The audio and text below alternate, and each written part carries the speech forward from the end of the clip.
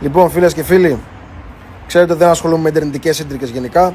Παρ' όλα αυτά, θα ασχοληθώ μία φορά με το θέμα και δεν θα ξανασχοληθώ ποτέ στη ζωή μου με αυτό το θέμα. Okay? Λίγο να ξεκαθαρίσω τα πράγματα, να τα βάλω στη θέση τους. Το 2020 λοιπόν, βρίσκομαι πρώτη φορά μαζί του από κοντά.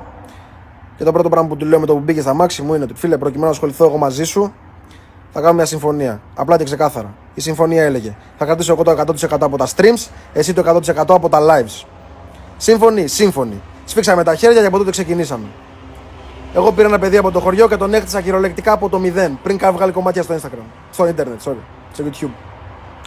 Από τότε.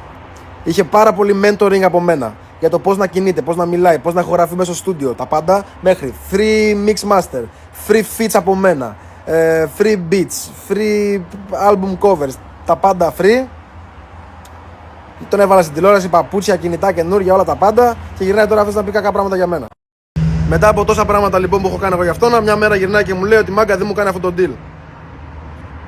Και του λέω: δεν έχω κάποια υποχρέωση απέναντί σου να αλλάξω τον deal εφόσον τον deal αυτό ήταν. Παρ' όλα αυτά, επειδή δεν είμαι μουνόπανο και το ξέρουν όλοι αυτό. Από τους επιχειρηματίες, από τους πιο μεγάλους μάγκες, από τους πιο άσχετους, από τους πιο σχετικούς, από όλους, εντάξει. Του λέω: έλα να κάνουμε ένα καινούριο deal. Του βγάζω καινούριους όρους, καθόμαστε όλοι μαζί, η ομάδα του και η ομάδα μου. Δεν του έκανα αυτό το deal, αποφάσισε να μην συνεχίσει μαζί μου. Του είπα: τράβα τον δρόμο σου, κανένα πρόβλημα. Ό,τι έχω δουλέψει μέχρι τώρα τα κρατάω εγώ όμως, γιατί αυτά είναι συμφωνία. Και τώρα γυρνάει και κάνει τέτοια κολοτούμπα σε μένα. Που ξέρετε όλοι πάρα πολύ καλά τι έχω κάνει για αυτόν, εντάξει. Δεν ήταν κρυφά. Όσοι με ακολουθείτε ξέρετε τι έχω κάνει. Αλλά να μην αναφέρω το πόσο γλύφτης είναι γενικά. Να μην αναφέρω το πόσο προσπαθούσε να κάνει τον κόσμο που του γνώρισα εγώ να γυρίσει εναντίον μου, να κάνει προπαγάνδα δηλαδή στο όνομά μου. Να μην αναφέρω που έβαζε κόσμο να με παίρνει τηλέφωνο, καθώς εγώ τον βοηθούσα, με παίρνει τηλέφωνο να τον βοηθήσω για κάποια προσωπικά θέματα που είχε μέχρι και μια εβδομάδα πριν, ξέρω εγώ. Να μην τα αναφέρω αυτά. Καραγκιόζηλίκια.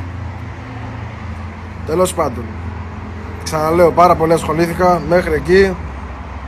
Απλά λίγο για να ξέρετε τι παίζει και με μένα, εντάξει, αυτά.